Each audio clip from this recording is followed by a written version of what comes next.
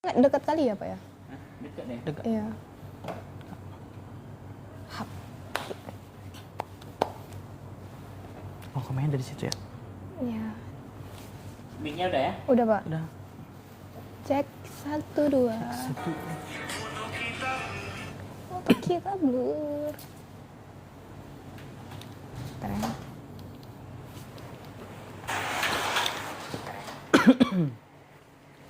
Wow. Di sini aku yang kedua kalinya dong. Iya. Cuma baru abang yang kedua kalinya. Sama Intan juga. Iya ya? Oh iya. Oke. Assalamualaikum warahmatullahi wabarakatuh. Kembali lagi bersama saya Intan, host Psikotalk pada podcast Psikotalk Fakultas Psikologi Universitas Muhammadiyah Aceh. Tentunya hari ini kita akan membahas tema yang sangat seru dan dengan narasumber yang sangat terinspirasi bagi mahasiswa psikologi nih. Waduh. Khususnya bagi saya sendiri dan bagi mahasiswa-mahasiswa psikologi Universitas Muhammadiyah Aceh. Sebelumnya boleh memperkenalkan diri Bang? Boleh banget. Buat teman-teman semua, kenalin aku Ferdian Firmansyah. Sekarang ini aku mahasiswa semester 8 nih di Fakultas Psikologi Universitas Muhammadiyah Aceh. Itu sih. Udah mau selesai berarti ya Iya Bang ya? betul banget, udah mau selesai, makanya doain tahun ini selesai. Amin. Nah, hari ini teman-teman semua, kita akan mengangkat sebuah tema jadi tempat curhat antara peduli dan kewalahan. Nah, Bang Ferdian ini sendiri adalah mahasiswa psikologi semester 8 yang sebentar lagi mau lulus dan sekarang lagi skripsi tentunya ya Bang ya. Betul banget. Bantu doanya ya teman-teman. Nah, kita sekarang akan sedikit mengupas nih atau bertanya-tanya nih Bang tentang peer counselor. Nah, sebelumnya itu kan agak aneh ya. Maksudnya kita agak kebingungan apa sih itu peer counselor karena agak jarang untuk kita dengar juga seperti itu. Mungkin teman-teman juga ingin tahu terlebih dahulu apa itu peer counselor. Boleh dijelaskan, Bang? Boleh banget. Jadi betul banget sih, kadang emang orang belum tahu apa sih sebenarnya peer counselor itu. Mungkin secara bahasa Indonesianya itu peer counselor itu konselor sebaya. Nah, konselor sebaya itu biasanya seperti ini sih. Kayak misalnya aku tuh umur berapa sih? Misalnya aku umur 23 tahun. Berarti yang menjadi konseli aku itu mungkin range umurnya sekitar 18 sampai 27 tahun seperti itu. Maksudnya kayak itu baru bisa dikatakan sebagai peer counselor ataupun peer counselor itu konselor sebaya gitu kan. Jadi konselor sebaya itu sebenarnya kemarin itu aku kan sekarang aktif sebagai peer counselor di salah satu biro psikologi nih. Nama bironya tuh Biro Psikologi Dipa. Nah, itu aku aktif secara online ataupun secara daring lah. Jadi aku beberapa menangani konseli ataupun klien secara daring pastinya melalui via Zoom ataupun Google Meet gitu kan. Itu banyak aku menangani klien seperti itu. Cuman seperti ini, sebelum jadi peer counselor itu banyak banget sih yang harus dipersiapkan. Nah, pastinya pas aku mendaftar sebagai peer counselor itu salah satu persyaratannya itu aku di perkuliahan harus sudah menyelesaikan mata kuliah psikologi konseling gitu. Kalau di sini namanya psikologi konseling ya. Mungkin di kampus-kampus lain namanya berbeda tapi sejenisnya lah yang mempelajari tentang teknik-teknik konseling seperti itu. Itu harus menyelesaikan mata kuliah seperti itu. Nah, setelah udah menyelesaikan mata kuliah seperti itu kan kita udah mendapatkan nih kayak misalnya secara teori gimana sih untuk mendengarkan cerita orang lain seperti itu. Nah, sebelum kami di biro itu diterjunkan untuk menangani konseli, itu kami pastinya dibekali juga ilmu. Nah, kami juga dibekali atau diberikan pelatihan oleh supervisor yang merupakan psikolog yang ada di biro tersebut. Gitu. Jadi kami ada satu hari ataupun kadang kami rutin melakukan pertemuan di akhir minggu seperti itu ataupun di akhir bulan itu untuk melatih juga sih kemampuan kita juga dengan supervisor gitu. Nah, jadi kami diajarkan gimana sih jadi peer counselor yang baik dan benar. Nah, sebenarnya teman-teman kalau misalnya peer counselor itu beda dengan psikolog ya. Karena kalau peer counselor itu nggak bisa mendiagnosa suatu gangguan mental atau gangguan psikologis, nggak bisa. Dan emang nggak ada wewenang sebagai peer counselor itu untuk mendiagnosa hal tersebut. Kalau untuk diagnosa itu emang ranahnya profesional seperti psikolog gitu. Jadi peer counselor ini apa sih yang ditangani gitu kan?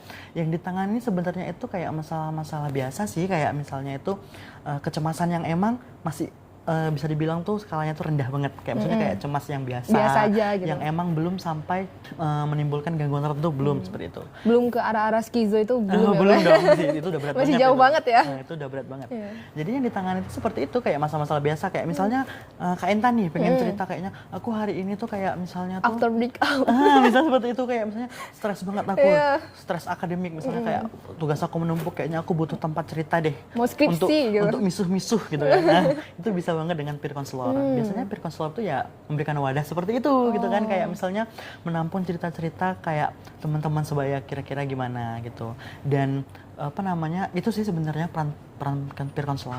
Kira apa lagi nih maksudnya? Berarti lebih ke konselor teman sebaya seperti itu ya Bang? Ah, betul-betul. Berarti kayak misalkan umur kita tuh 23 tahun, nah kita menangani teman-teman sebaya yang seumuran sama kita, bahkan di bawah kita. Jadi Iya, di atas kita nggak boleh gitu? Tadi ada range-nya tuh sekitar 18 sampai 27 tahun. Oh, even kita 23 tahun pun sampai 27 tahun? Betul, karena kan kenapa sih ke umur segitu yang bisa menjadi klien dari peer counselor? Karena terkadang perbedaan umur itu tuh menjadi perbedaan perspektif seseorang gitu kan. Iya juga. Terkadang kalau misalnya kita cerita ke orang, kita nggak sama nih apa sih sebenarnya yang mau kita ceritain. Makanya ada namanya peer counselor itu atau counselor sebaya yang menangani yang umurnya masih di situ, sekitar situ. Seperti itu teman-teman semua, mungkin itu sekilas sharing-sharing tentang peer counselor. Nah, bagi teman-teman mungkin yang ingin konseling juga boleh nih ke beliau atau ke Fakultas Psikologi juga boleh tentunya. Boleh banget. Boleh banget. Ke Fakultas Psikologi, ke lab Fakultas Psikologi, karena di lab Fakultas Psikologi Universitas Muhammadiyah Aceh juga membuka konselor gratis bagi mahasiswa psikologi, dan ada juga diskon bagi mahasiswa, dan ada juga untuk orang yang sudah bekerja atau dewasa ataupun lansia. Seperti itu teman-teman semua. Mungkin teman-teman semua ada yang ingin bertanya atau ingin menjelaskan sedikit atau ingin sharing-sharing, biar nanti Bang Ferdian yang langsung menjawab. Seperti itu teman-teman semua. Nah, selanjutnya nih, Bang Ferdian keren. Aduh, siapa itu? Bang Ilham. Nah, mungkin begitu ya Bang, karena sebetulnya Intan juga agak asing dengan namanya peer counselor. Karena kan di psikologi kita belajar cuma kayak konselor sebaya yang kita tahu seperti itu. Itu mungkin ini nih Bang, apa ya? Bagaimana sih kita mendaftar ke peer counselor seperti itu? Apakah kita udah memang harus selesai kuliah atau kita bisa mendaftar pas kuliah, atau bagaimana prosedurnya di biro psikologi tersebut? Oke. Kalau misalnya ingin menjadi peer counselor, sebenarnya tadi itu tergantung persyaratan dari instansi yang buka sih. Ataupun bahkan gini, kita kayak di Fakultas Psikologi nih, kita mau jadi konselor sebaya bisa-bisa aja, mahasiswa psikologi menjadi konselor sebaya bisa-bisa aja. Cuman persyaratan dan ketentuannya itu emang berlaku seperti apa tadi saya bilang. Kalau mau jadi peer counselor itu setidaknya mahasiswa udah menyelesaikan mata kuliah terkait konseling. Biar secara teori ini mereka ini udah tahu nih kira-kira konseling itu gimana sih, mendengarkan klien secara empatik tuh gimana sih gitu kan. Misalnya setidaknya mereka udah tahu hal itu. Nah, lebih bagus lagi kalau misalnya ada pelatihan dari supervisor, dari psikolog yang profesional juga. Biar kita juga bisa tahu nih batasan-batasan kira-kira apa sih yang boleh dilakukan peer counselor dan apa yang nggak boleh dilakukan sama peer counselor. Terkadang gini, kita sering banget nih over Kak Intan, kayak misalnya mendengarkan cerita orang lain, kayak kita menganggap diri kita kayak, aduh, aku pernah ini di posisi itu gitu. Aku pendengar yang baik nih. Jadi kayak dalam sehari itu kira-kira aku mau nanganin sampai 5 klien deh, 7 klien, 10 klien. Enggak bisa, jujur. Aku pernah satu hari cuman dengerin cerita 2 orang atau 2 klien, itu aja udah nguras energi banget. Makanya itu kayak dari kita sendiri sih, rilis emosi kita tuh gimana gitu. Dan kita harus punya boundaries, batasan gitu. Batasan gimana caranya tuh kayak mendengarkan cerita orang lain jangan sampai over. Seperti itu. Dan kita satu catatan, kalau teman-teman misalkan teman-teman mahasiswa psikologi nih mau jadi peer counselor itu boleh-boleh banget. Cuman satu catatan yang penting, jangan merasa bahwasanya kita sudah mampu mendengarkan cerita orang lain dalam sehari kita mau mendengarkan banyak cerita. Enggak. Kita juga punya batasan, kita juga punya kayak maksudnya tuh gimana ya, selain kita memperhatikan orang lain, kita juga harus memperhatikan diri kita sendiri juga pastinya gitu kan. Karena kalau misalnya kita menangani kayak misalnya gini, menangani kasus-kasus yang emang bukan kasus, itu berat banget masalah-masalah yang mungkin kayak bagi kita tuh berat. takutnya kita ke-trigger. Iya. Nah, makanya kita juga sebagai peer counselor itu sama aja dengan psikolog ya. Kalau psikolog kan menangani kasus sesuai dengan keahliannya ataupun kayak, oh aku mampu menangani hal ini yang hal A ini aku nggak mampu jadi aku oper ke orang lain. Misalnya gitu kan. Jadi peer counselor juga sama. Bahkan kami waktu pas di biro psikologi DIPA itu kami sebelum mempublish jadwal kami untuk dipublish ke masyarakat untuk bahwasanya di sini ada peer counselor atau peer counseling, kami juga menentukan kira-kira masalah apa aja sih yang bisa kami tangani. Kayak aku misalnya, aku cuma bisa mampu menangani tentang relationship, entah itu keluarga, pertemanan, pasangan, nah seperti itu. Habis itu kecemasan ringan, habis itu tentang burnout akademik ataupun burnout kerja. Mungkin di luar itu aku belum mampu pegang, karena apa? Mungkin di luar itu aku bisa aja kayak aku takut ke-trigger gitu. Jadi sebenarnya kita sebagai peer counselor nggak semuanya harus kita yang menangani. Kita harus menentukan kira-kira masalah apa aja sih yang bisa kita tangani. Seperti itu sih. Seperti itu teman-teman. Jadi kalau teman-teman ada masalah atau sekiranya mungkin kalau langsung pergi ke biro psikologi yang ada di Banda Aceh atau di sekitarnya, kita kayak kena stigma masyarakat, takutnya kan sekarang stigma itu yang paling utama kan Bang. Orang kayak kita ke psikolog pasti kayak ngerasa kenapa ke psikolog, kenapa harus ke psikolog. Nah bagi teman-teman mungkin yang agak takut dikenain stigma oleh masyarakat sekitar atau teman-teman, boleh banget nih Bang cari biro konselor secara online, karena pun ada banyak sekali konselor-konselor, biro konselor secara online. Jadi teman-teman jangan takut lagi sekarang untuk curhat. Karena apa? Karena saya juga ngerasa semakin dipendam masalahnya nggak akan selesai ya kan Bang? Ya betul banget. Seperti itu. Nah untuk biayanya gimana tuh Bang? Apakah di biro apa tadi, DIPA ya? Ya biro DIPA. Apakah ada biaya atau free atau gimana tuh? Kalau untuk layanan peer counseling yang ditangani oleh peer counselor, kebetulan banget di biro tempat aku sekarang itu dibuka secara gratis. Wow. Kecuali kalau misalnya setelah melakukan peer counseling dengan peer counselor itu, kayak misalnya, kayaknya aku merasa, misalnya kliennya merasa kan kayak harus ke psikolog nih. Dan mungkin peer counselornya juga bakal, karena kita mendengarkan kan secara aktif nih, kita akan melihat kira-kira si klien ataupun konseling ini kira-kira butuh ke psikolog nggak ya. Kalau misalnya kayak aku pernah menangani satu klien, dia cerita ke aku, dan setelah aku lihat-lihat cerita-ceritanya dan aku pertimbangkan semua, sepertinya klien ini tuh butuh ke psikolog gitu kan.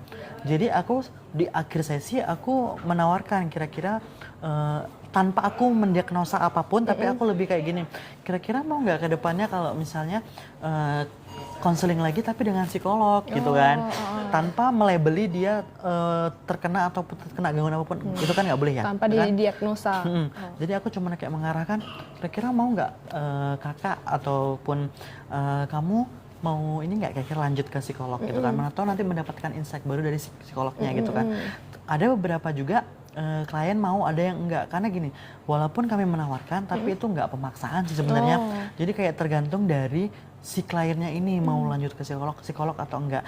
Karena walaupun layanan peer counseling dengan peer counselor itu gratis, kalau emang udah masuk ke psikolog itu udah berbayar gitu. Itu pun kami jelaskan juga ke klien, bosnya kalau udah ke psikolog itu udah ada tarifnya. Gitu, per sesinya berapa gitu. Aku lupa juga sih per sesinya berapa itu. Tergantung lagi ya Bang ya. Biasanya tergantung lagi. sih. Seperti itu sih. Jadi kayak misalnya teman-teman butuh tempat cerita, tadi betul banget bilang Kak Intan, bahwasanya masih banyak orang yang takut dengan stigma sosial ya. Bahwasanya kalau datang ke profesional psikolog itu dianggapnya, dicapnya memiliki gangguan tertentu gitu kan.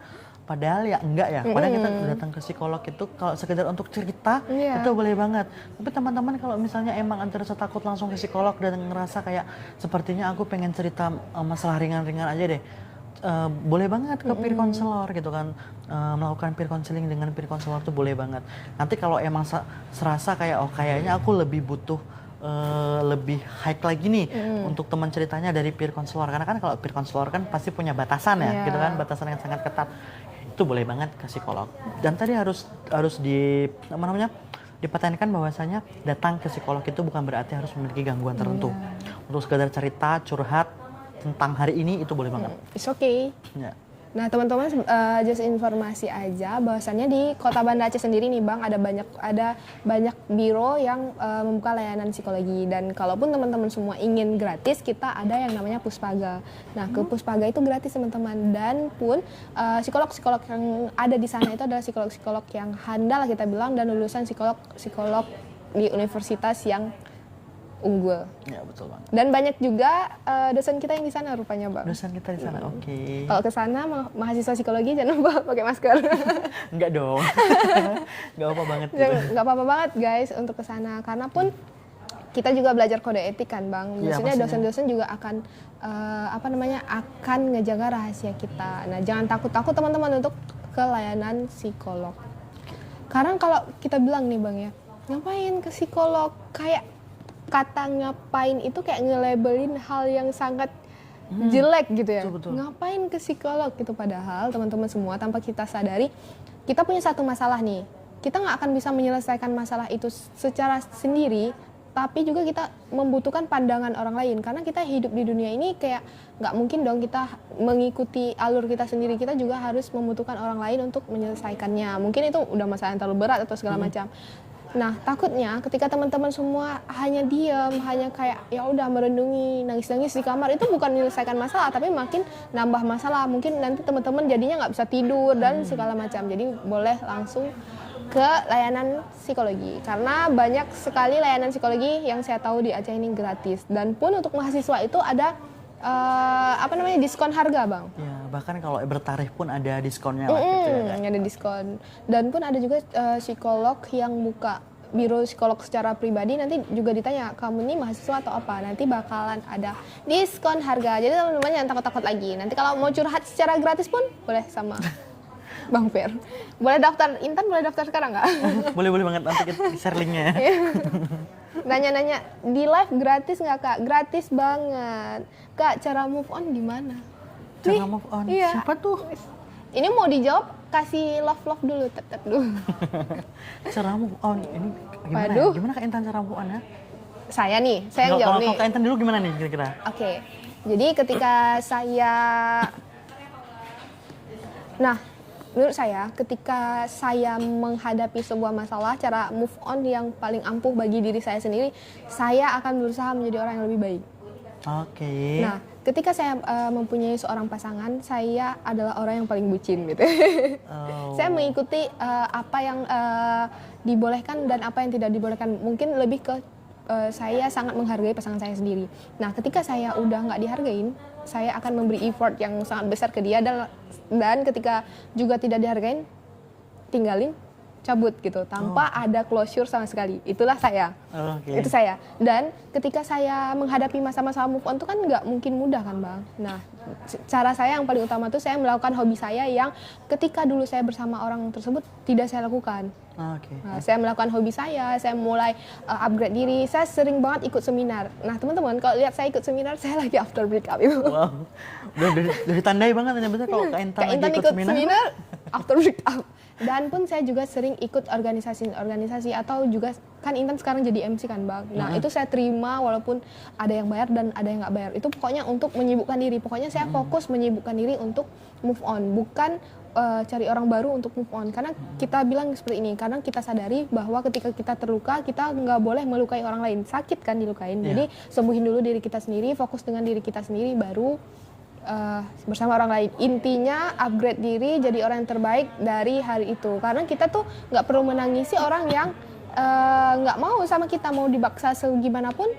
Kalau enggak gitu kan Bang. Ya, cara move on yang paling ampuh seperti itu, upgrade diri, percantik diri, lakuin hobi, lakuin aktivitas, kuliah yang bagus, sukseskan diri sendiri. Karena saya percaya ketika kita menjadi orang, siapa sih yang nggak mau sama kita? Aduh, iya betul banget lagi. Kalau menurut Abang gimana nih? Kalau menurut aku ya move on itu gimana cara move on ya? Kalau aku sebenarnya gini sih, sebenarnya ini agak sulit, cuman aku sering banget kayak ngelakuin gini. Kita itu hidup di dunia itu nggak jauh-jauh dari rasa kecewa, ya nggak sih?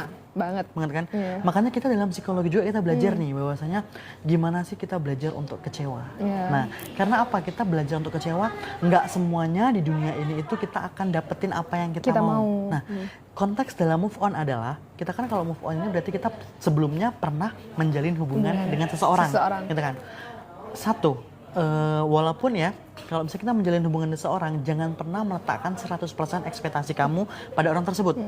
Sediakan sedikit ruang kecewa dalam diri kamu bahwasanya orang yang emang sekarang kamu lihat itu dekat banget sama kamu, suatu saat itu bakal buat kecewa. Kapan itu kita nggak tahu.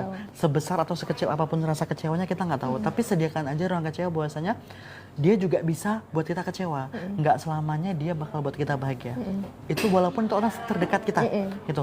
Jadi kalau kita udah punya ruang kecewa, pada saat itu dia rupanya, waduh berulah nih dia gitu kan. Dan emang nggak bisa ditoleransi lagi, kayak ya udahlah berarti udahin aja hubungan. Gimana cara move on-nya gitu. Dan satu lagi, kita itu harus bisa mengkotakkan apa sih yang bisa kita kendalikan, apa yang nggak bisa kita kendalikan. Contohnya apa yang bisa kita kendalikan?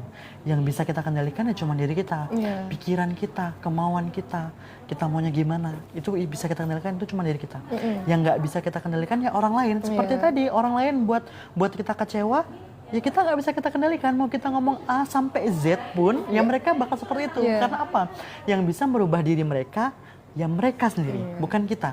Kita mungkin cuma sekedar bisa mempengaruhi, seperti kayak kamu tuh mungkin bisa berubah seperti ini loh. Nah, itu belum tentu diri dia bisa berubah. Itu tergantung dari kemauan dia dan diri dia sendiri kalau mau berubah gitu. Dari kita tuh nggak bisa. Makanya itu sih selama ini prinsip ataupun konsep yang aku pegang ya, bahwasanya kalau untuk move on sendiri aku pasti memegang konsep bahwasanya nggak semuanya harus bisa aku kendalikan, dan emang untuk buat ruang kecewa itu nggak mudah, tapi bisa dipelajari. Seperti itu sih. Seperti itu teman-teman semua. Ini udah panjang lebar dari dua mahasiswa yang ini ada pertanyaan lagi nih. Kak, kalau kebiasaan ditindas gimana tuh Kak? Waduh, ini korbannya atau pelakunya nih pertanyaannya. Kak, kalau kita sering-sering banyak bicara terus tiba-tiba kita bicara sendiri itu normal nggak ya Kak? Gimana tuh Bang? Yang mana dulu nih yang jawab nih? Mungkin yang pertama dulu. Kak, kalau kebiasaan ditindas gimana Kak? Mungkin dia yang kena tindas gitu ya? Ya, kebiasaan ditindas. Sebenarnya sih kalau misalnya kebiasaan ditindas tuh itu kembali lagi ke diri kita tuh sih. Tergantung gimana caranya kita itu menanggapi situasi yang terjadi dalam diri kita. Nah, pernah denger nggak kayak misalnya tuh toxic relationship? Iya, pernah. Kadang kan kita orang yang mungkin nggak mengalaminya atau orang yang mungkin mohon maaf kayak kita normal aja dan kita nggak pernah mengalami kejadian seperti itu, kita bakal menganggap kok orang suka banget ya ditindas, kok orang suka banget ya maksudnya diperlakukan secara negatif.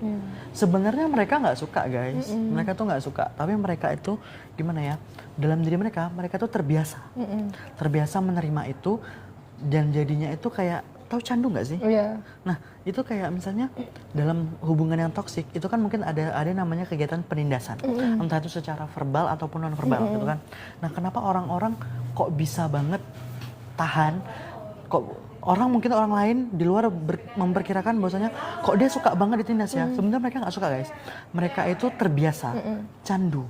Seperti apa? Kadang gini, mereka itu ada namanya pola dalam suatu hubungan yang toksik nih, misalnya kan yang awalnya mungkin biasa-biasa saja, mereka kayak misalnya ditindas seperti kayak secara verbal, entah itu dimaki, mohon maaf, ataupun emang disakiti secara fisik. Nah itu mungkin pertama-pertama mereka bakal ngerasain sakit. Nah setelah itu mereka mendapatkan maaf, kayak maksudnya bukan maaf sih, mendapatkan bahwasannya dari pasangannya, oh kata-kata oh, aku maaf ya, aku udah pernah melakukan ini sama kamu, dan ditreatment lagi secara baik. Dan perilaku itu berulang. Nah itu malah menimbulkan candu. Nah kenapa menimbulkan candu? Karena gimana ya, diri kita menerimanya gitu, sensasi di mana pas kita lagi ditindas, nah itu tiba-tiba kita langsung disayang sama orang, itu sensasinya. Nah makanya itu nggak boleh banget itu dibiasakan. Gitu. Itulah yang terjadi pada hubungan-hubungan yang toxic relationship itu seperti itu. Makanya kalau misalnya kita merasa menjadi orang yang tertindas, kita harus bisa memikir, ini sudah nggak baik untuk diri kita, kita harus bisa melihat bahwasanya dia sudah menindas aku, berarti ini bukan tempat aku, gitu. Harus pergi dari situ, gitu. Cabut, guys. Nah, kembali lagi, kita nggak bisa mengendalikan orang lain. Yang bisa kita kendalikan diri kita. Misalkan kita ditindas oleh orang lain, percuma kalian ngomong A sampai Z bahwasanya kamu tuh kenapa nindas aku begini gitu kan sama dia nggak bakal denger.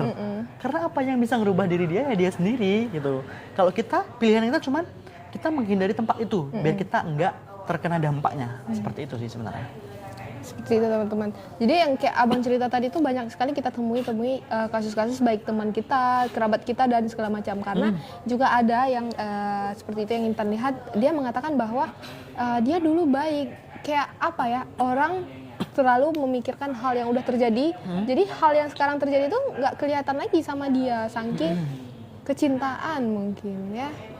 Itu kan udah terbiasa dengan pola itu. Iya. Nah teman-teman, jadi itu harus diwanti-wanti juga, harus jadi satu hal yang sangat harus kita perhatikan. Mungkin mikir aja kayak gini, pemikiran Intan sih ini Bang lebih tepatnya.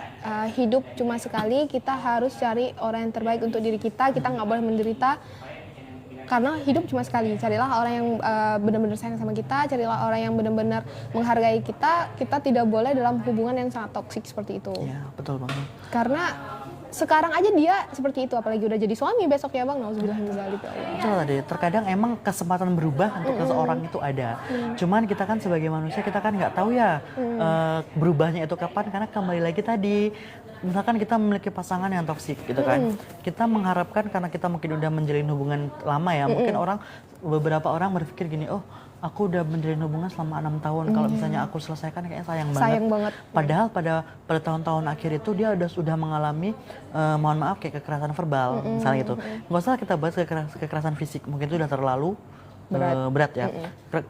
Kekerasan verbal juga ada gitu kan. Nah itu juga sebenarnya kan pertimbangan bagi orang gitu, kayak misalnya hubungan udah 6 tahun, masa ya sih cuman gara-gara kayak gini aja bisa diudahin. Stop berpikir cuman gara-gara ini aja. Kalau emang menurut kamu itu udah toksik, menurut kamu itu udah berat banget dan mengganggu kehidupan kamu dalam sehari-harinya, dan emang nggak bisa kamu toleransi lagi, oke, setiap orang punya kesempatan kedua. Tapi kesempatan kedua itu nggak bisa didapatkan oleh siapa aja. Yang bisa mendapatkan kesempatan kedua itu oleh orang-orang yang tepat, yang emang betul-betul mau berubah gitu. Kita harus menganti-wanti juga, bukan berarti kita mengegoiskan diri kita nggak memberikan kesempatan orang lain ya, tapi kita juga harus bisa melihat kira-kira menilai situasi lah, kira-kira walaupun hubungan kita sudah 6 tahun lebih gitu, tapi kalau kita udah mengalami kekerasan fisik atau kekerasan verbal itu kan udah nggak sehat lagi ya. Itu kan kayak mana caranya, kayak gini loh, kita harus memiliki prinsip, kita harus berdiri di mana kita dihargai. Karena kan gini, kita berusaha menghargai orang lain harus menghargai kita dong pastinya, seperti itu. Itu sih, kayak kita harus berdiri di mana kita dihargai aja. Catat guys, nanti caption tag Bang Ferdian. Nah ini ada pertanyaan lagi nih Bang, seru nih. Fun fact-nya Bang, live kita ini bakalan ramai kalau kita membahas tentang Tentang apa? Tentang apa ya teman-teman? Tentang move on, tentang kehidupan berpasangan itu bakalan naik banget. Makanya ini pertanyaan selanjutnya bakalan jauh dari tema kita sih sebenarnya. Kak, kalau ini aja, Kak sering ingat kematian, gimana Kak cara hilanginnya? Soalnya hidup nggak tenang. Waduh. Aduh, berat banget sih sepertinya. Berat banget itu. Nggak apa-apa guys. Tapi kita emang harus ingat kematian ya kan Bang. Ya. Nah, kita harus ingat kematian ketika kita ingin melakukan sebuah dosa. Gimana tuh Bang? Sih sebenarnya kayak sebenarnya kalau kita ini pembahasannya itu udah berat banget. Mungkin kalau di kita itu kita nggak bisa kasih insight yang emang betul-betul kayak mungkin yang harusnya gitu ya? Harusnya profesional yang melakukan gitu kan. Mungkin kalau pengalaman pribadi aja, mungkin kita lebih ke sharing, bukan mengedukasi yang gimana-gimana, nggak sih, lebih ke sharing aja ya. Sebenarnya kalau kita ingat akan kematian itu sebenarnya kita harus bisa melihat konteksnya seperti apa gitu kan.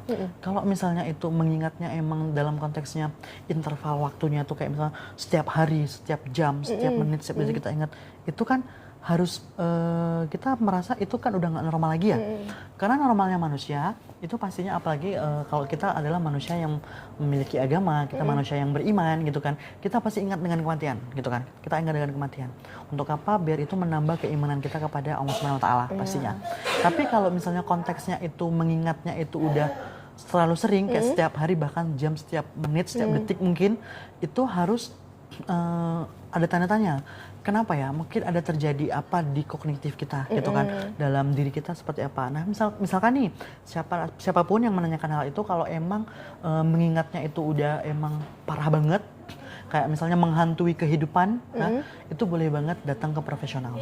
Kalau bisa ke psikolog dulu yang ada di sekitar rumah teman-teman nih. Entah itu biro psikologi ataupun di kampus-kampus fakultas psikologi yang menyediakan layanan konseling psikologi, seperti itu. Datang ke profesional gitu, karena apapun itu kalau emang sifatnya udah mengarah ataupun mengganggu kehidupan kita sehari-hari tentang mengingat kematian tadi, itu patut dipertanyakan. Bukan berarti teman-teman memiliki gangguan, no, enggak. Jangan self diagnosis guys, jangan self diagnosis sebelum emang betul-betul dilakukan pemeriksaan psikologis yang baik dan benar, seperti itu. Seperti itu teman-teman. Nah mungkin teman-teman kita sudah sangat jauh daripada tema kita. Sekarang kita akan balik lagi ke tema kita tentunya, dan pun teman-teman jika ingin bertanya boleh juga bertanya sembari kita melakukan sharing session pada sesi ini.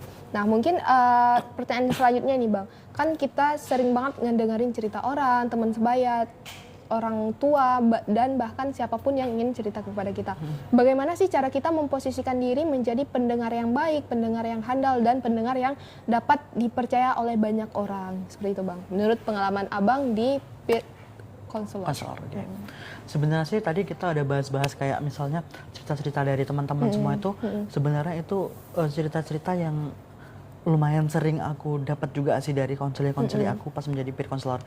Kan itu sebenarnya cerita berat ya, cerita berat kan, maksudnya kayak yang seharusnya terkadang nggak ditangani oleh peer counselor, yang menangani harusnya psikolog gitu kan, yang emang udah profesional. Tapi terkadang kami tetap mendengarkan, karena gini, walaupun terkadang klien mendaftarkan masalahnya itu terkait A, B, C, pas waktu konseling, kadang mereka tuh bisa melebar ke C, D, E, dan sampai Z. Tapi bagaimana kemampuan si peer counselornya ini untuk mengarahkan kembali. Karena gini, pada saat konseling itu kita tuh nggak bisa kayak men-stop, kayak misalnya gini, oh stop, kita udah lari dari konteks, enggak. Tapi itu kemampuan dari peer counselornya nih, gimana caranya kayak menggiring lagi dari konselingnya itu untuk membahas permasalahan utamanya gitu kan. Seperti itu. Kalau misalnya gimana sih untuk mendapatkan kepercayaan konseli tadi ya, biar kita dipercaya sebagai pendengar yang baik. Itu tadi teman-teman, sebelum kita melakukan ataupun menjadi peer counselor itu otomatis kita belajar dulu ya, kita kuliah psikologi mungkin, gitu kita kan belajar terkait teori-teori tentang konseling, mendengarkan secara listening, secara empati itu gimana, cara menghargai klien gimana, dan patut digarisbawahi menjadi peer counselor itu sama aja kita memegang teguh kode etik, kode etik psikologi, di mana kita menjaga kerahasiaan klien, menjaga cerita klien gitu. Terkadang kan kita kan nggak tahu ya, klien kadang bercerita yang mungkin sifatnya sensitif gitu kan, kepada kita gitu, tetap pribadi gitu. Kita harus tetap memegang kode etik tersebut, kita nggak boleh menyebarkan itu. Makanya setiap awal sesi aku sebelum melakukan peer counseling sama konseli, aku bilang kan bahwasanya kakak ataupun siapapun itu cerita apa aja ke aku boleh gitu kan, karena di sini kami juga memegang kode etik psikologi di mana kami menjaga kerahasiaan, kami nggak menyebarkan cerita, data maupun apapun yang ada dalam konseling ini gitu kan, itu nggak disebarkan karena emang betul-betul dijaga sih kerahasiaannya itu sih biar mendapatkan kepercayaan klien, bukan sekedar mendapatkan tapi itu emang kewajiban sebagai orang psikologi juga pastinya menjaga kode etik seperti itu sih. Nah, berbicara tentang kode etik, bagaimana pandangan Abang kalau kita mendapatkan mungkin mohon maaf orang yang sudah menjadi seorang psikolog, sudah menjadi profesional dan segala macam, orang tersebut yang membuka kode etik tersebut, apakah mereka harus ada sebuah tindakan biar tindakan disiplin atau segala macam? Karena sekarang juga kita tahu bersama bahwa kita sering banget mendengar seorang psikolog itu yang bahkan sharing session nih ke teman-teman sekelas seperti itu. Itu gimana menurut pandangan Abang? Sebenarnya seperti ini, kalau misalnya case-nya itu sharing, sebenarnya apalagi ke teman sejawat ya mungkin, ini kan agak berat juga ya, karena pembahasannya tentang profesional ya kan. Sebenarnya gini, profesional apapun itu kalau dengan teman sejawat boleh aja sharing, boleh aja sharing, tapi dengan catatan, catatan nggak membongkar Identitas. dari Oh, klien. iya. Yang cuma dibahas itu cuma permasalahan. Untuk apa kita membahas permasalahan tersebut? Biar kita bisa tahu loh, mendapatkan pandangan dari teman sejawat. Kira-kira kalau ada masalah ABC, intervensinya apa Gimana ya? gitu Gitu kan ya? gimana ya? Mungkin dari teman-teman pernah apa namanya menangani kasus A. Kira-kira apa sih intervensi yang bagus? Mungkin bisa diadaptasi untuk intervensi tersebut. Tapi dengan catatan data klien itu nggak boleh tersebar, walaupun itu dengan teman sejawat. Itu sih dengan catatan seperti itu. Dan kalau misalnya nih ada mungkin profesional yang emang melanggar kode etik, sebenarnya ini udah berat banget pembahasannya. Tapi kalau melanggar kode etik itu sebenarnya di kode etik psikologi sendiri kan udah ada tindakannya ya. Maksudnya misalnya dia melanggar pasal berapa, nah konsekuensinya udah ada sebenarnya. Dan itu biasanya emang ditangani langsung oleh HIMSI, masalahnya. Iya, HIMSI.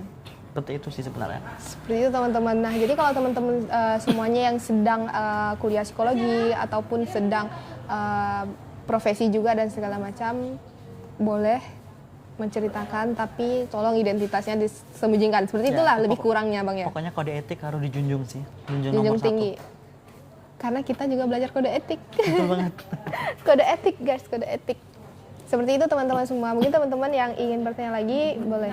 Ayo ke NK Kupi. Wah, tempat tongkrongannya ini ya. Oh, jadi saya udah tahu NK Kupi nongkrongnya. NK yang itu ya? Iya betul. Tempat sharing. Seperti itu teman-teman semua. Nah, mungkin kalaupun kita berbicara tentang kode etik itu mungkin bukan ranah kita lagi ya Bang ya. Mungkin orang-orang yang melanggarnya mungkin ada konsekuensinya sendiri konsekuensinya sih, sendiri. Kita seperti yang kita bilang tadi, kita tidak bisa mengendalikan orang, kita hanya bisa mengendalikan diri kita sendiri. Jadi apa yang kita rasakan itu tidak boleh, maka kita harus memulai dari kita terlebih dahulu untuk oh ini nggak boleh, jadi kita stop melakukan hal itu.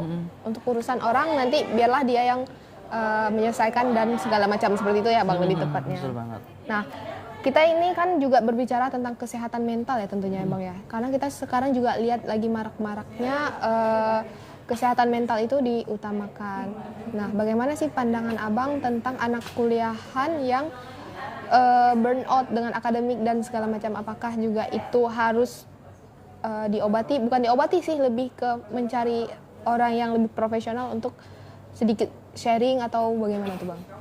Sebenarnya kalau tentang kesehatan mental, apalagi di lingkungan pendidikan ya, apalagi mahasiswa, apalagi kayak mungkin posisi aku nih mahasiswa akhir Kita, ataupun Bang, kita. oh ya betul banget Kita. mahasiswa akhir ataupun mahasiswa yang emang udah semesternya udah tinggi banget dan mungkin tugasnya udah menumpuk, ya. bahkan lagi mungkin ada mahasiswa yang sambil kerja, kuliah sambil kerja dan emang numpuk banget, itu kan pasti kayak ngebuat kita fokusnya tuh berbeda-beda ya, itu bisa memunculkan burnout juga. Mungkin pertama kira-kira bisa ditangani diri sendiri nggak gitu.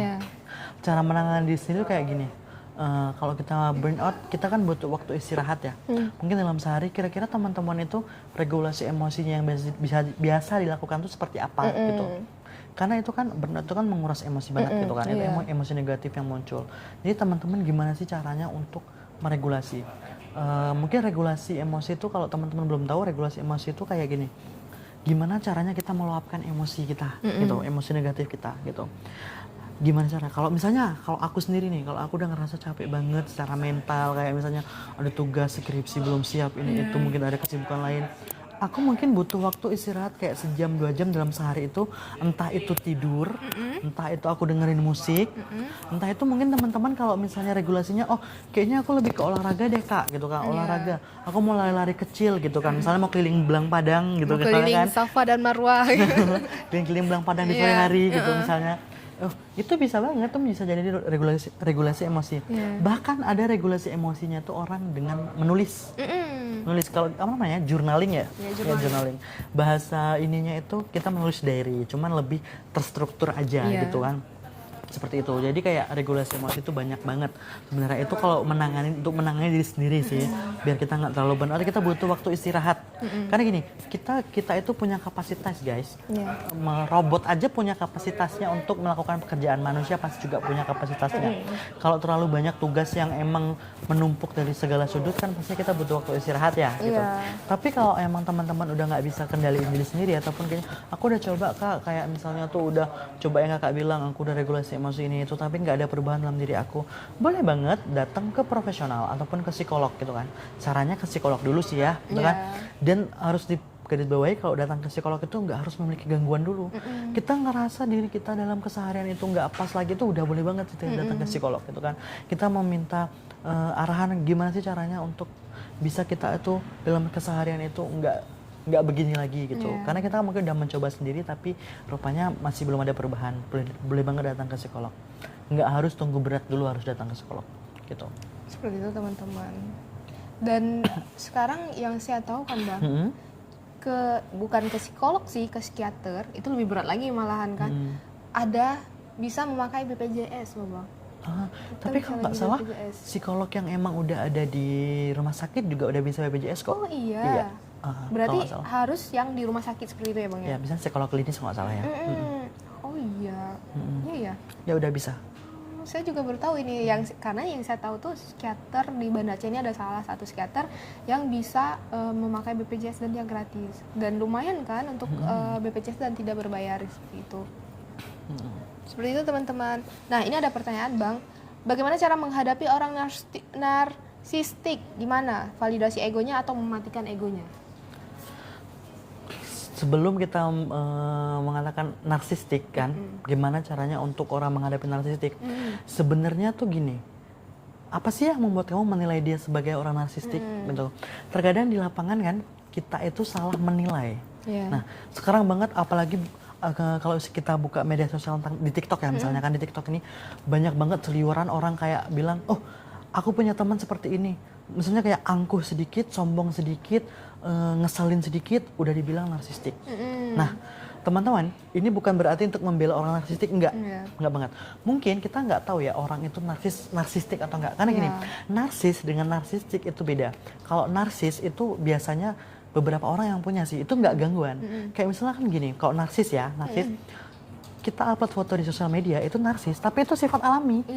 Kan? Kita kan juga butuh explore, butuh social branding juga. Nggak apa-apa, itu nggak apa banget. Kalau narsistik itulah yang udah namanya gangguan. Nah, kita pun nggak boleh bilang orang lain itu narsistik langsung gitu. Karena gini teman-teman, untuk menegakkan suatu diagnosis itu kan dilakukan oleh profesional. Dan profesional juga untuk menegakkan diagnosis itu nggak gampang teman-teman. Karena alat tes psikologi itu banyak yang nggak 1-2 aja. Bahkan kalau udah menggunakan satu alat tes itu harus diimbangi dengan alat tes lainnya, gitu kan. Bahkan harus diimbangi juga dengan wawancara dan sebagainya. Nah, jadi mungkin kurang tahu juga seberapa tepatnya juga ya kalau misalnya untuk menilai gangguan narsistik ini. Karena gini, untuk nilai gangguan psikologi ada checklistnya dia. Misalkan ada 10 checklist, cuman 9 ke checklist, satunya enggak, belum bisa dibilang dia memiliki gangguan narsistik tersebut gitu. Emang sesusah itu untuk menegakkan diagnosis narsistik ataupun diagnosa gangguan mental lainnya. Nah sebenarnya kalau misalnya case-nya itu mungkin kita nggak usah bilang dulu teman kakaknya itu ataupun orang terdekat kakaknya itu narsistik ya, karena untuk menegakkan suatu diagnosis kan susah juga ya. Mungkin kalau misalnya kita mendapatkan orang yang sedikit ngeselin, sedikit kayak misalnya kira-kira egonya dimatikan atau dikasih makan gitu kan. Sebenarnya kita nggak harus memilih keduanya. Kita nggak harus memilih memberi dia makan egonya atau mematikan egonya. Karena gini, kita tuh ada pilihan ketiga, hindari. Hindari. Kalau menurut kita orang tersebut udah nggak sehat dalam pertemanan kita, lingkungan kita punya pilihan hindari. Kembali lagi ke seperti awal tadi, kita nggak bisa kendalikan dia. Percuma kalau misalnya kakaknya memilih untuk mematikan ego dia, kayak ya udah percuma aja. Kayak maksudnya itu nggak bakal berdampak gimana-gimana. Bisa jadi dengan kakaknya dia kalah egonya, tapi dengan orang lain sama aja, gitu kan. Makanya sepertinya untuk case seperti itu, kalau emang ada pilihan untuk menghindari, hindari orang tersebut. Kalau emang udah menurut kakaknya itu mengganggu kehidupan kakaknya, seperti itu. Itu sih. Karena kita percuma kita matikan atau kita kasih makan egonya. Ya seperti abang bilang tadi, kalau di diri dia enggak ya tetap enggak. Percuma kita merubah orang lain, di diri dia enggak ya tetap enggak, seperti itu. dan teman-teman itu punya pilihan untuk menjadi diri sendiri aja. Jangan pernah kita ngelakuin hal yang kita sukai lalu kita tidak melakukan hal itu demi orang lain, ya kan Bang? Ya, betul banget. Jangan sampai seperti itu, karena kita suatu saat kita akan menyesal. Kita kayak ngerasa, oh kita ngelakuin ini demi dia, dan apa yang telah dilakukan dia demi kita, seperti itu teman-teman. Dan yang sangat saya sarankan teman-teman, jadilah diri sendiri, jadilah apa yang kamu suka, jadilah apa yang kamu inginkan, lakukan hobimu, jangan pernah kamu ninggalin apa yang kamu suka demi orang lain, karena kita tidak tahu sampai kapan orang itu akan berada di pihak kita, berada di sisi kita. Nanti kita akan menyesal ketika kita merasa kayak, oh dia nggak se-worth it itu aku melakukan hal yang sudah aku lakuin, seperti itu. Jadi nanti kita bakal nyesal. Aturannya dulu aku ngelakuin ini aja biar kayak gini, aturannya ngelakuin ini aja biar jadi seperti ini gitu. Jadi tidak bisa lagi kita ulang. Jadi sekarang kita harus melakukan hal yang apa kita suka, hal yang kita sukai, seperti itu teman-teman semua. Nah, ini mungkin pertanyaannya Masih sekitar NPD masalahnya. Kak, cara menghadapi orang NPD emosional gimana tuh? Waduh. Sebenarnya gimana ya kalau gini sih sebenarnya. Kan kita nggak tahu sebenarnya dia NPD atau enggak ya. Mungkin aja teman-teman, orang yang teman-teman anggap NPD itu mereka tuh belum sampai batas NPD, tapi emang mereka tuh emang orang yang ngeselin, emosian, kayak maksudnya itu egois. Mungkin mereka masih di batas itu, egois dan nggak mau ngertiin orang lain. Kita belum bisa menegakkan dia NPD gitu kan. Tapi kita ambil aja case-nya dia ngeselin deh, ngeselin dan buat emosian. Kita ambil case-nya seperti itu ya, lebih ke sifatnya aja. Nah sebenarnya untuk menghadapi orang seperti itu, kalau teman-teman adepin, yang seharusnya dia datang ke psikolog, jadi kita nanti yang datang ke psikolog. Itu dia, kalau kita menghadapi orang seperti itu. Makanya kita punya pilihan untuk menghindari sebenarnya sih. Seperti tadi kan, kalau kita udah ngerasa dia kayak, aduh udah gak bisa banget nih gitu kan. Kayak udah ngeselin banget, udah gak enak banget nih kayaknya dalam kehidupan aku. Kita ada nama pilihannya cut off. Mungkin meng-cut off seseorang itu gak semudah itu. Gak segampang itu guys. Tapi teman-teman harus punya, apa sih namanya ya, batasan sih kira-kira. Batasan itu nggak semua orang harus sama ya. Kayak misalkan aku ini, aku dalam pertemanan kalau misalnya dia udah menyinggung pribadi aku, menyinggung keluarga aku, mungkin apalagi sifatnya negatif dan emang nggak bisa toleransi, mungkin aku bakal cut off. Tapi kalau ngeselinnya masih bisa aku toleransi, ya udah mungkin aku cuma butuh waktu untuk memaafkan dia gitu. Itu batasan itu teman-teman sendiri yang menentukan. Kira-kira batasan pertemanan, hubungan dengan orang lain itu kira-kira yang menurut teman-teman udah fatal tuh gimana? Kalau emang udah fatal, lebih baik cut off karena itu bisa membuat kesehatan mental teman-teman juga terganggu. Karena yang seharusnya dia ke psikolog malah kita nanti yang ke psikolog. Bukan pelaku yang ke psikolog, malah korban. Nah, seperti itu. Karena itu juga baru lewat di FYP saya Bang. Terkadang sekarang itu bukan pelaku yang datang ke psikolog, malah korban yang datang ke psikolog. Betul. Jadi sebelum teman-teman datang ke psikolog, jadi teman-teman boleh melakukan hal apa yang telah dibilang sama Bang Ferdian tadi. Pilih sebagaimana kamu sanggup dan cut off dan cabut gitu. Karena orang di dunia ini nggak satu, nggak hanya dia, teman kita nggak hanya satu. Mungkin untuk apa bertahan di pertemanan yang seperti itu, kita merasa nggak nyaman dan segala macam gitu. Seperti itu teman-teman. Mungkin teman-teman ada yang merasa seperti itu dan ada juga yang pelakunya. Mohon izin untuk sedikit introspeksi diri. Kok ngajarin? Ya pokoknya kita sama-sama belajar gimana menjadi orang yang baik. Seperti itu. Jadi orang baik versi kita sendiri dan versi orang lain. Karena kita merasa kayak, oh aku udah jadi baik nih. Dan kita nggak tahu itu pandangan kita, pandangan orang lain terhadap kita kan belum tentu sama dengan pandangan kita sendiri ya kan Bang? Pokoknya intinya kalau dalam kehidupan ini, kalau kita ingin diperlakukan secara baik, perlakukan orang lain juga dengan secara baik. Seperti itu. Walaupun gini, case-nya kadang gini kan di lapangan, aduh Kak aku udah baik banget dengan A, tapi kok A nggak baik sama aku ya. Itu sama aja seperti ini loh, kita baik dengan A, jangan kita berharap dia baik sama kita. Bisa jadi si B nanti yang baik sama kita. Seperti itu. Seperti itu sih sebenarnya. Seperti itu teman-teman, jadi kita jangan takut untuk menjadi orang baik intinya. Tapi jangan baik-baik banget. Ya pokoknya senyamannya kita gimana, selagi kita nggak mengganggu orang lain.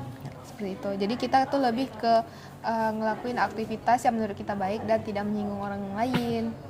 Nah, gimana nih Bang cara bergabung di peer counselor di Biro DIPA tadi? Apakah membuka rekrutmen atau kapan dibuka rekrutmen atau bagaimana cara mendaftarnya seperti itu. Oke. Sebenarnya dibuka rekrutmen per batch sih. Kalau nggak salah aku saat ini tuh lagi di batch 22. Oh, Udah 22 batch gitu kan. Dan batch 23 kalau nggak salah aku udah dibuka dan udah sekarang itu udah fase ini sih kalau nggak salah udah fase penilaian ya ataupun interview kalau nggak salah udah ditutup. wow. Kemarin itu kayaknya beberapa hari lalu udah dibuka dan udah ditutup karena emang banyak banget karena kan divisinya juga banyak ya nggak cuma peer counselor juga di situ ada intern HR development, intern HR recruitment dan beberapa divisi lainnya dan kebetulan aku emang ambil peer counselor karena aku emang ingin mendalami banget di bidang praktisi psikologi sih seperti itu. Seperti itu teman-teman. Jadi kalau teman-teman mau tahu info lebih lanjutnya boleh kemana nih Bang? Ada di Instagramnya Dipa Psikologi yaitu @dipapsikologi. Boleh nanti teman-teman cari tahu info di sana. Mungkin teman-teman yang notabene anak psikologi mungkin ingin mencari wawasan, mencari ilmu untuk kedepannya boleh langsung bergabung ke situ dan boleh teman-teman kepoin Instagramnya. Waduh, pertanyaannya, Kak saya mau nanya nih, pilihan saya terhadap masa depan, apakah menuruti ego atau mengikuti kata hati? Dan saya anak pertama yang diharapin orang tua sama adik saya. Gimana nih Kak? Gimana nih? Bentar ya, saya baca ulang. Gimana tadi Kak, Om? saya mau nanya nih, pilihan saya terhadap masa depan. Apakah saya menuruti ego saya atau mengikuti kata hati? Sebenarnya mau itu ego ataupun kata hati itu harus bukan dijadikan dua hal yang harus bertentangan, tapi menjadikan dua hal untuk dipertimbangkan. Kalau misalnya Kak itu sulit banget, emang sulit banget untuk menyelaraskan antara ego dan hati itu apa namanya sangat sulit. Kalau hati seperti ini, kalau hati itu kayak apalagi kita menjadi orang yang perasa, feeling gitu kan, feeling aku kalau aku ngambil ini itu bakal sukses deh untuk kedepannya. Feeling aku kalau aku ngambil posisi pekerjaan A, aku bakal menjadi orang sukses. Feeling teman-teman. Tapi terkadang kita juga butuh ego. Ego itu kan kayak maksudnya ego itu lebih kayak gimana caranya kita menilai keadaan sekitar, gitu kan? Menilai keadaan sekitar kira-kira nggak semuanya teman-teman hal yang kita sukai itu bakal membawa kita lebih baik lagi, gitu. Apalagi kayak misalkan gini, teman-teman suka kerja di bidang A. Tapi ternyata secara konsepnya bidang A itu nggak ngebawa teman-teman menjadi orang yang mungkin sukses ke depannya. Tapi teman-teman bukan nggak sukses, tapi teman-teman menjadi stuck. Misalkan bidang A teman-teman itu menuruti hati teman-teman, bidang A yang teman-teman turuti menjadi stuck. Tapi yang nggak sukses tapi stuck. Bukan berarti nggak sukses ya, tapi stuck di situ aja gitu. Makanya teman-teman butuh ego sedikit untuk melihat bahwasanya menilai gimana sih kondisi di kedepannya. Kira-kira kalau misalnya teman-teman mengambil solusi A atau B, kira-kira mana yang bisa membawa teman-teman ke hal yang lebih baik lagi. Makanya kita harus menyelaraskan antara ego dan hati sebenarnya. Seperti itu. Dan ini banyak banget sih kasus seperti ini. Bukan kasus ya, ini lebih ke case ya. Case seperti ini itu aku dapetin di klien konseling aku. Jadi dia kadang-kadang bingung kan untuk menentukan masa depan gitu kan. Sebenarnya untuk menentukan masa depan itu kan enggak hal yang instan ya gitu kan, butuh pemikiran itu tadi menyelaraskan antara hati dan ego. Dan gini, kita ego itu untuk melihat, untuk menilai kondisi sekitar, kira-kira plan A yang kita ambil ini itu sudah baik atau enggak, udah benar atau enggak. Kita lihat peluang ke depannya, kira-kira orang-orang yang mengambil plan itu gimana gitu kan. Nah, hati untuk menyelaraskan, aku cocok nggak di situ, aku cocok nggak di bidang itu. Jangan sampai aku udah melaksanakan di bidang itu, memilih bidang A atau mengambil plan A, cuman nggak cocok sama diri aku, nggak cocok sama fashion aku. Nah, makanya harus diselaraskan, teman-teman. Teman-teman pilih plan yang emang sesuai dengan diri teman-teman, tapi jangan lupa untuk melihat ke depannya, kira-kira plan itu berkembang nggak untuk diri teman-teman. Seperti itu sih sebenarnya. Harus menyelaraskan antara keduanya. Jangan memilih salah satu. Gabungin aja. Pokoknya dinilai aja deh gitu. Karena kita yang bisa menilai mana yang kita mau, gimana ke depannya, apa yang lebih kita pilih. Karena percuma juga kita memilih yang A atau memilih yang B kalau hati kita nggak niat ke situ, malah nge-stuck juga kayak Abang bilang tadi ya, di situ-situ aja seperti itu teman-teman. Jadi teman-teman juga harus melihat karena pandangan Anda itu sangat berbeda tentang kehidupan kita. Karena kita punya pandangan masing-masing terhadap kehidupan kita masing-masing. Seperti itu. Kita kadang butuh pandangan orang lain untuk menilai diri kita. Kadang gini, kita itu kita sebagai manusia kadang nggak bisa menilai diri kita sendiri. Terkadang gitu, kita butuh orang lain untuk menilai, tapi harus diberikan boundaries. Penilaian orang lain seperti apa sih? Kita harus bisa memilih penilaian yang membangun sama penilaian yang menjatuhkan. Kalau yang membangun, kita ambil positifnya. Kalau yang menjatuhkan, ya tahu sendiri, kita harus bisa mengekatnya seperti itu. Seperti itu teman-teman, dan alhamdulillahnya kita sudah berada di penghujung acara. Oke. Penghujung sesi. Nah, untuk teman-teman semua yang ingin bertanya boleh bertanya-tanya lagi. Terima kasih banyak Kak. Sama-sama. Semoga membantu ke depannya. Kayaknya casis deh. Kalau mau joki RH boleh ke Instagram sebelah @jasa_tulistangan_aceh ya. Promosi nih. Karena sekarang lagi masa joki RH. Gitu. Nah, untuk di sesi penghujung ini boleh nggak Bang sedikit trik, tips ataupun saran bagi teman-teman semua, bagi anak-anak muda semua tentang kesehatan mental yang lagi marak-maraknya dibicarakan. Oke. Untuk tipsnya sebenarnya kita harus menjadi orang yang lebih sadar lagi terkait kesehatan mental. Mau itu perempuan ataupun laki-laki. Di sini nggak ada batasan gender untuk tentang kesehatan mental. Walaupun terkadang kita pernah melihat perempuan yang terlihat peduli tentang kesehatan mental, laki-laki jarang karena laki-laki bukan tipe orang yang bercerita. Tapi untuk sekarang gini, laki-laki boleh bercerita. Berceritalah ke tempat yang emang menurut kalian itu tempat yang nyaman, tempat yang kalian percaya, seperti itu. Dan gak ada batasan gender antara laki-laki dan perempuan untuk bercerita. Kalau teman-teman sudah menyadari ada yang gak beres terkait kesehatan mental teman-teman, nah jangan ragu, sama aja seperti ini loh. Kalau kita mengalami penurunan kesehatan fisik, misalnya kita kayak demam, batuk, kita berbondong-bondong datang ke tenaga profesional untuk kesehatan fisik, seperti itu.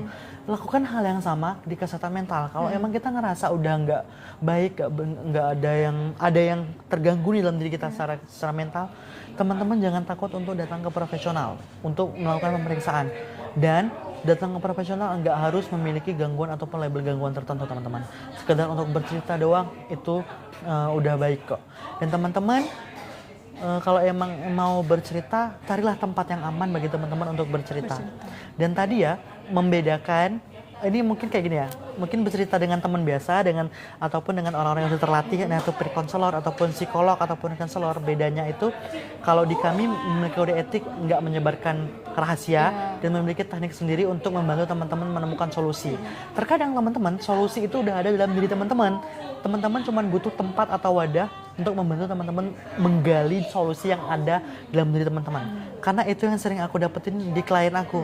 Solusi udah ada dalam diri dia, tapi dia belum bisa menemukan, jadi aku bantu untuk menggalinya. Seperti itu sih. Seperti itu teman-teman, semoga sesi sharing kita hari ini, podcast kita hari ini menambahkan insight atau menambahkan wawasan bagi kita semua, terutama bagi saya, bagi narasumber juga, dan bagi teman-teman semua yang sudah menonton live Psikotalk pada hari ini. Nah, sedikit informasi teman-teman, Fakultas Psikologi Universitas Muhammadiyah Aceh lagi membuka pendaftaran mahasiswa baru ya Bang ya? Oh, betul banget. Sekarang sudah di gelombang kedua dan udah penutupan gelombang kedua, dan kita juga ada gelombang ketiga sebagai gelombang terakhir. Nah, bagi teman-teman semua yang ingin mendaftar, jangan lupa langsung mendaftar di Fakultas Psikologi Universitas Muhammadiyah Aceh. Bagaimana caranya yang kita tahunya Bang? Dengan cara kita pantauin Instagramnya @Fakultas Psikologi Universitas Muhammadiyah Aceh, atau juga pantauin juga Universitas Muhammadiyah Aceh. Nanti di situ bakal di-share informasi-informasi mengenai pendaftaran mahasiswa baru. Sedikit juga informasinya teman-teman, di Fakultas Psikologi kita sudah terakreditasi B dan juga sudah terakreditasi BAN PT. Jangan ragu-ragu lagi untuk mendaftar di Fakultas Psikologi Universitas Muhammadiyah Aceh. Nah, teman-teman semua, juga kita akan ada live setiap hari Rabu dan Kamis, itu khusus untuk PMB, dan hari Sabtu khusus untuk podcast Psikotalk, dan mengundang narasumber-narasumber yang sangat berwawasan dan sangat disegani lah, Izin. Seperti itu teman-teman, seperti hari ini kita bersama Bang Ferdian. Terima kasih Bang Ferdian sudah datang ke Psikotalk, berbagi inspirasi, berbagi cerita, berbagi pengalaman bagi kita semua. Belajar sama-sama. Amin. Semoga apa yang telah Abang sampaikan menjadi manfaat bagi kami, menjadi juga amal ibadah bagi Abang sendiri. Amin. Kita doakan Bang Ferdian semoga cepat lulus. Amin, itu doa yang saya tunggu-tunggu. Amin. Dan saya juga cepat lulus. Seperti itu teman-teman. Lebih dan kurang saya mohon maaf apabila ada perkataan selama kami live ada yang menyinggung atau ada juga yang kurang berkenan di hati teman-teman semua. Kami mohon maaf sebesar-besarnya. Saya Intan sebagai host Psikotalk pada hari ini izin pamit undur diri. Dan saya Ferdian sebagai narasumber hari ini pamit undur diri juga. Assalamualaikum warahmatullahi wabarakatuh. Bye-bye. Sampai jumpa di hari Rabu dan Kamis. Dan tentunya juga di hari Sabtu depan kita juga bakalan ada live yang lebih seru dan menarik lagi. Jangan lupa pantengin Fakultas Psikologi Universitas Muhammadiyah Aceh. Bye. Bye guys. Tiba-tiba ada yang give pause. Itu ditunggu ya.